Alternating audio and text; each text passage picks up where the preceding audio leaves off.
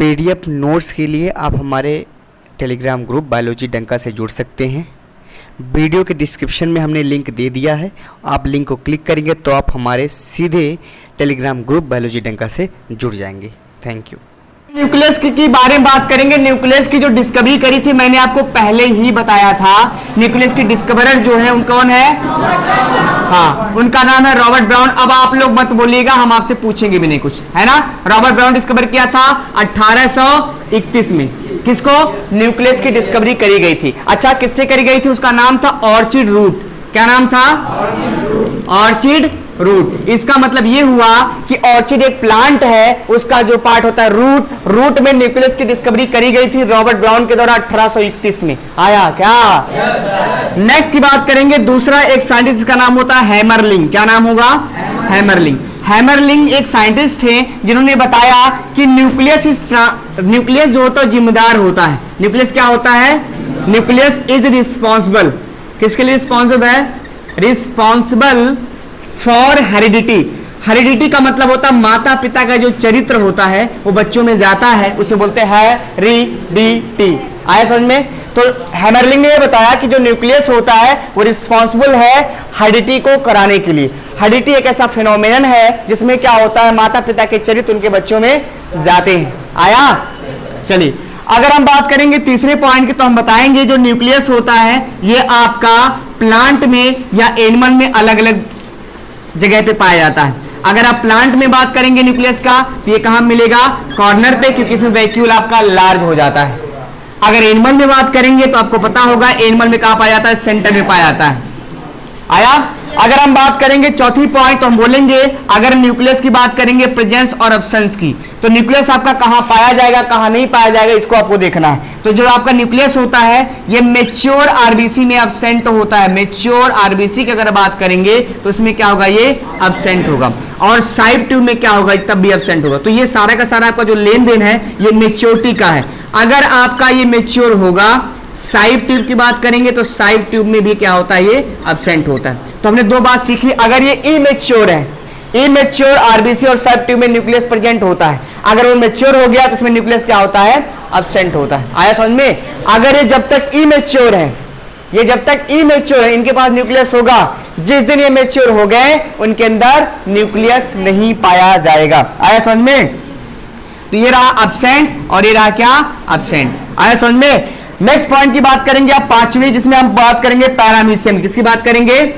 Paramecium की। अगर आप पैरामीशियम की बात करते हैं तो पैरामीशियम में क्या होता है? दो तरह के न्यूक्लियस मिलता है, टू टाइप का, है ना। पहला मिलेगा आपका माइक्रो। क्या मिलेगा? Micro nucleus. माइक्रो का मतलब होता है छोटा, छोटा, है ना। और माइक्रो का मतलब होता है क्या? बड़ा। तो ये रहा मैक्रो न्यूक्लियस। आया? अगर आप माइक्रो न्यूक्लियस की बात करेंगे इसका मतलब होता है छोटा। मैं सिंपली समझा दे रहा हूं, इसका मतलब क्या होता है? बड़ा। आया? तो micro nucleus help in heredity. किसकी मदद करेगा? Help in heredity. इसका मतलब हेरिडिटी का मतलब समझ में आ रहा है? माता पिता का लक्षण, माता पति कह रहे थे, सॉरी फॉर दैट। माता पिता का लक्षण अगर बच्चों में जाता है वो इसके लिए जिम्मेदार कौन है? Micro nucleus. पैरामीशियम बात करिए, ये किसमें मदद करेगा? Help in metabolism. किसमें मदद करेगा? Help in metabolism. आया? तो मेटाबॉलिज्म में जो मदद करेगा उसका नाम क्या होगा? ये क्वेश्चन पूछेगा आपसे, बताइए पैरामीशियम में न्यूक्लियस की मात्रा कितनी पाई जाती है? दो। पहले का नाम माइक्रो, दूसरे का नाम मैक्रो। आया क्या? आया क्या? समझ में आया? ये सारी चीजें क्या है? ये सारे जितने भी ये सब एक क्वेश्चन है अपने आप में, थ्योरी वाला सिस्टम नहीं है, सारे अपने आप में क्वेश्चन है। ये आपने नाम सुनागा सिनोसिटियल सेल, ये रहा। और तीसरा सिनसिटियल सेल। सिन क्या नाम है इसका? ऐसे कुछ नाम है, नोट्स में देख लीजिएगा, मैं नाम नहीं याद आ रहा है मुझे, ठीक है ना। तो सिनोसिटियल सेल और एक होता है सिनसिटियल सेल, ये अलग अलग सेल होते हैं, है ना। तो इसमें क्या होता है? ये इसमें क्या होता है? दोनों में क्या होगा? न्यूक्लियस ज्यादा पाया जाएगा, है ना। क्या होगा? न्यूक्लियस ज्यादा पाएगा। तो सिनोसिटियल जो होता है ये होता है आपका ये प्लांट और फंजाई में होगा। किसमें होगा? प्लांट एंड फंजाई में। और ये किसमें होगा? आपका एनिमल में पाया जाएगा। एक ऐसा एनिमल सेल जिसके पास न्यूक्लियस की मात्रा ज्यादा होती है उसे क्या बोलते हैं? सिनोसिटियल सेल, सिनेसिटिक सेल बोलते हैं। इसको क्या बोलेंगे? सिनोसिटियल सेल। आया? तो आपसे पूछेगा, अगर आपसे पूछ रहा है सिनोसिटियल सेल का मतलब क्या है, एक ऐसा सेल जिसके पास न्यूक्लियस की ज्यादा है, तो बोलेंगे अगर कोई ऐसा सेल है ना, तो बोलेंगे एनिमल सेल के अंदर अगर न्यूक्लियस ज्यादा होता है तो हम क्या बोलते हैं? सिनेसिटियल सेल। और इसको क्या बोलेंगे? ये सीनो है और ये है। तो अगर प्लांट और फंजाई में न्यूक्लियस का नंबर ज्यादा होता है, इनके पास क्या होता है? मल्टी। ये ऐसे सेल है जिनके पास क्या होता है? मल्टी न्यूक्लिएटेड होता है। ये सारे के क्या होते हैं? मल्टी न्यूक्लिएटेड होते हैं। इसका मतलब इनमें क्या होता है? न्यूक्लियस का नंबर क्या होता है? ज्यादा होता है। आया? टर्मिनोलॉजी याद रखिएगा। चलिए अब अगर हम आगे बात करेंगे तो आप न्यूक्लियस की बात करें, किसकी बात करेंगे? हाँ, स्ट्रक्चर ऑफ न्यूक्लियस। अगर आप स्ट्रक्चर ऑफ न्यूक्लियस की बात करने की कोशिश करते हैं तो आपको याद रखना होगा कि इसमें हमें क्या क्या पढ़ना होगा पहले, है ना? जो आपको पढ़ना होगा वो जरूरी है। पहला हम बात करेंगे, पहला आप इसमें बात करेंगे कैरियोथीका की, कैरियोथीका की, या इसे बोलते हैं न्यूक्लियर मेम्ब्रेन। क्या बोलते हैं? Nuclear membrane. ये नहीं समझ में आ रहा होगा, ये समझ में आ गया होगा। आया? न्यूक्लियर मेम्ब्रेन के अंदर आपको मिलेगा कैरियोलिम्फ। क्या मिलेगा? कैरियोलिम्फ। अब ये भी समझ में नहीं आ रहा होगा। कैरियोलिम्फ को बोलते हैं कैरियोप्लाज्म। क्या बोलते हैं? कैरियोप्लाज्म। और इसी कैरियोप्लाज्म को हम प्यारा सा नाम देते हैं, इसका नाम होता है न्यूक्लियोप्लाज्म। क्या नाम होता है? न्यूक्लियोप्लाज्म। आया? ये चीज पढ़ेंगे। इसके बाद हम क्या पढ़ेंगे? इसके अंदर हम पढ़ेंगे क्रोमेटिन। क्या पढ़ेंगे? क्रोमेटिन। और ये क्रोमेटिन आपका दो पार्ट में होता है। पहला हेट्रोक्रोमेटिन, हेट्रोक्रोमेटिन, और दूसरा क्या होगा? यूक्रोमेटिन। क्या होगा? यूक्रोमेटिन। आया? इसके बाद आप इस चौथा इसमें पढ़ेंगे छोटा सा न्यूक्लियोप्लाज्मिन प्रोटीन, न्यूक्लियोप्लाज्मिन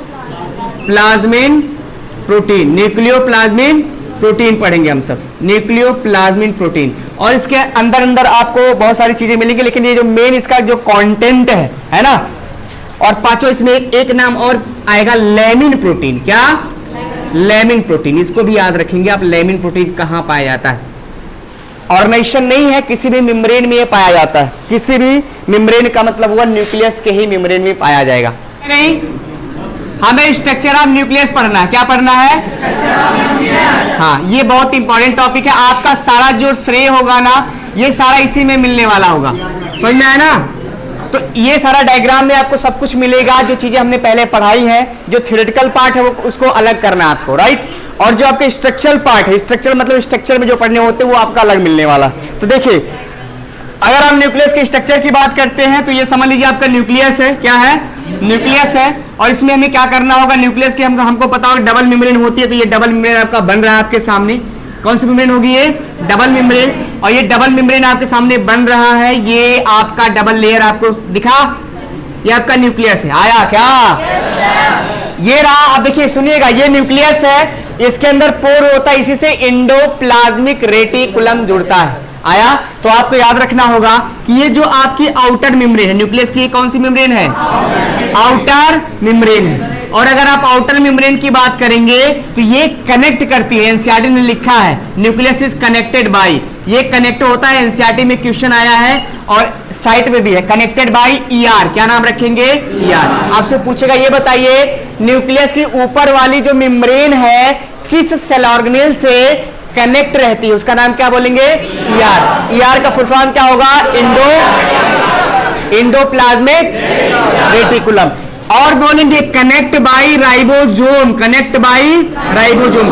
ये बहुत अच्छा खासा क्वेश्चन है, 98% क्वेश्चन ये पूछा गया बार बार, क्योंकि एनसीईआरटी में लिखा आपको याद नहीं रहता, क्योंकि आपको आपने जिंदगी में यही पढ़ा है कि भैया जहां जहां ईआर आएगा वहां राइबोसोम आएगा, लेकिन न्यूक्लियस से भी क्या होता है? राइबोसोम जुड़ा होता है। ये स्टार पॉइंट का क्वेश्चन है, ये ना याद है कोई दिक्कत नहीं, इसको याद करना होगा आपको, पहला आउटर मेम्ब्रेन के बारे में, ठीक है ना? दूसरी बात, न्यूक्लियर मेम्ब्रेन कब डिसअपीयर होता है, कब रीअपीयर होता है, ये क्वेश्चन पूछेगा लेकिन सेल डिवीजन में, लेकिन हम यही बता देते हैं। देखिए, अगर आप न्यूक्लियर मेम्ब्रेन की बात करेंगे कि कब ये खत्म होता है कब नहीं होता, तो बोलेंगे न्यूक्लियर मेम्ब्रेन डिसअपीयर, जब सेल डिवीजन होता है ना तो उसमें कभी कभी क्या होता है, न्यूक्लियर मेम्ब्रेन खत्म हो जाती है। तो कब डिसअपीयर होगी? प्रोफेज में। किसमें? प्रोफेज में। और रीअपीयर किसमें होगी? एनाफेज में। किसमें? एनाफेज में, टीलोफेज में, टीलोफेज में। आया ना? ये नहीं समझ में आ रहा होगा। देखिए जब भी कोई सेल डिवाइड करता है ना तो उसको अपने आप को 4 स्टेज में ले जाना पड़ता है, प्रोफेज, मेटाफेज, एनाफेज, टेलोफेज। नहीं आया क्या? कभी जब भी कोई सेल, जैसे हमने कहा आपको चोट लगी तो आपके बॉडी में घाव भरना है कि नहीं भरना?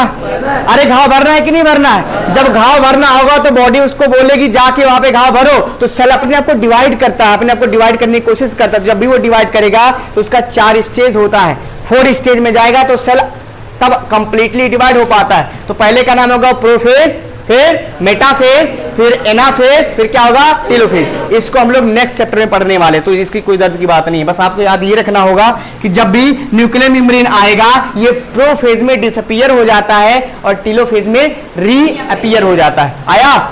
अगर आप बात करेंगे इसका तो ये आपकी कौन सी मेम्ब्रेन हो गई? Inner membrane. कौन सी मेम्ब्रेन? Inner membrane. कौन सी membrane? Inner membrane. Inner membrane की जो खास बात है ना, इसका खास बात 2 है। पहला, लैमिन प्रोटीन इसके पास होता है। कौन सा प्रोटीन? लैमिन प्रोटीन, है ना। आपसे पूछेगा ये बताइए न्यूक्लियस का शेप को जिम्मेदार, न्यूक्लियस के शेप को बरकरार रखने वाला जो शख्स है उसका नाम क्या होगा? Inner membrane. और ये क्या देता है? शेप देता, fix shape of nucleus, fix shape of nucleus. आया? फिक्स शेप ऑफ न्यूक्लियस, ये न्यूक्लियस के शेप को फिक्स करता है। कौन? Lamin protein. दूसरा, स्टोर कैल्शियम, क्या रखता है? इसके पास कैल्शियम भी होता है। कोई किसी को दिक्कत? तो दोनों मेम्ब्रेन खावे पता चली। तो इसके अंदर स्पेस क्या है? वहां हम पढ़े थे माइटोकॉन्ड्रिया के पेरी माइटोकॉन्ड्रियल स्पेस, तो माइटो को हटा दो, न्यूक्लियर जोड़ दो, तो ये जो स्पेस है ना इसको क्या बोलेंगे? Perinuclear space. क्या बोलेंगे? Perinuclear space. और ध्यान से पढ़िएगा, अभी देखिए हम पूछेंगे, हम मारेंगे जरूर, अब मेरे पास टाइम है ना। अभी आपका लेते हैं ओरल टेस्ट, और कौन मिल गया जो नया चाहे पुराना, हम जितना पढ़ा है उतना बताना पड़ेगा आपको, इसलिए कह रहे हैं ध्यान से पढ़िएगा। दोनों आउटर मेम्ब्रेन इनर मेम्ब्रेन के बीच में जो स्पेस होता है उसे क्या बोलेंगे? एक बार 3D में चले क्या? 3D में चलेंगे? इसको पूरा पढ़ाने के बाद बताते हैं। चलिए अब अंदर की बात करेंगे तो हमने देखे न्यूक्लियर मेम्ब्रेन को हमने नॉर्मली कहा था कैरियोथीका। क्या बोले थे? तो यहां मैं शॉर्टकट में लिख देता हूं कि आपको मैंने पहले पढ़ाया था कि न्यूक्लियर मेम्ब्रेन का कभी कभी जिक्र करता है। तो भाई न्यूक्लियर मेम्ब्रेन तो 2 पार्ट में डिवाइड है ना, आउटर और इनर। तो न्यूक्लियर मेम्ब्रेन को क्या बोलते हैं हम? क्या बोलते हैं?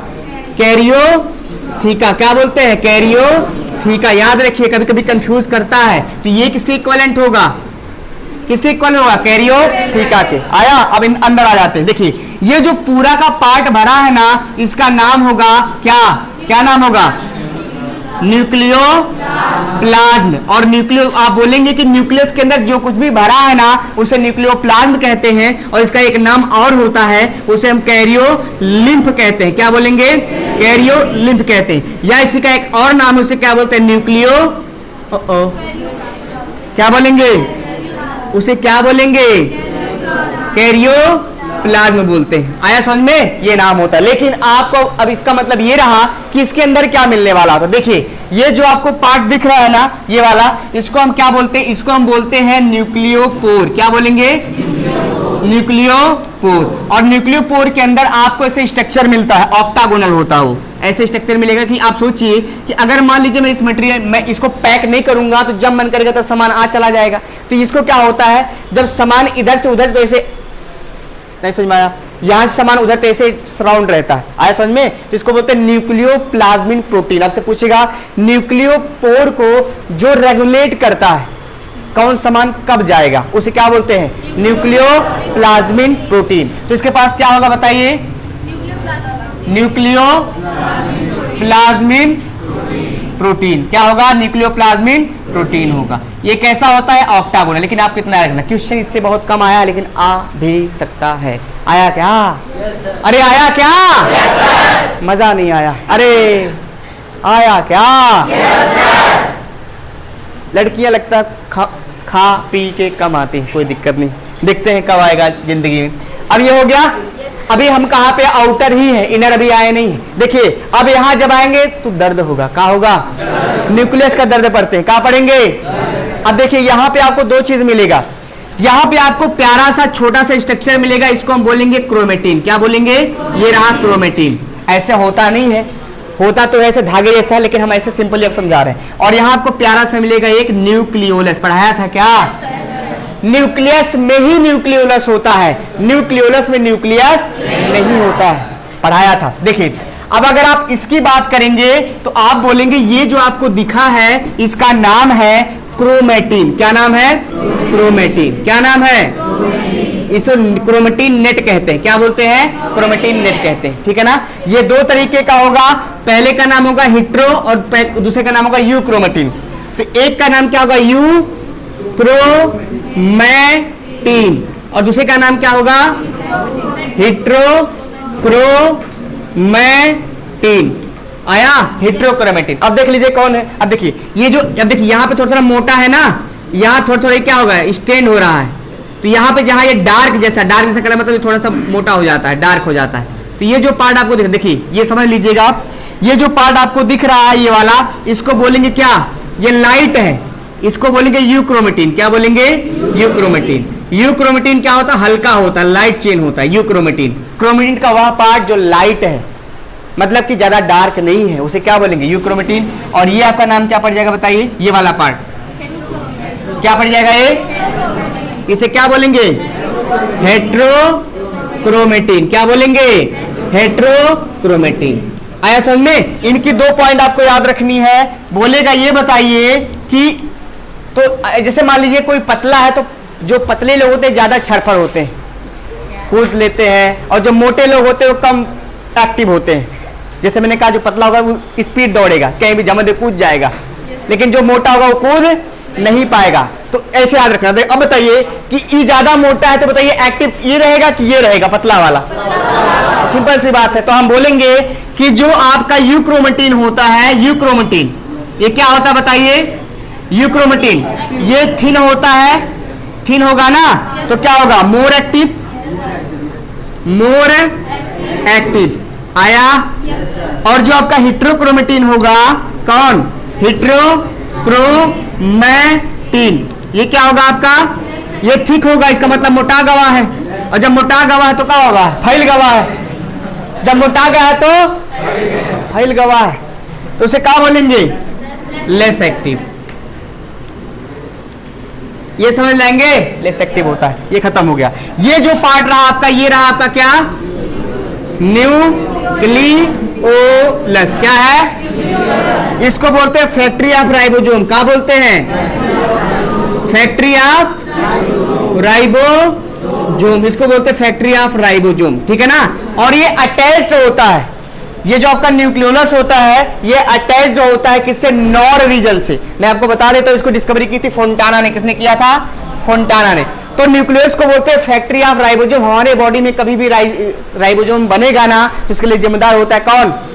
न्यूक्लियोलस। तो बोलेंगे राइबोसोम का पापा कौन है? अरे राइबोसोम का पापा कौन है? आया क्या? तो ये समझ। अब देखिए इससे दो पॉइंट है।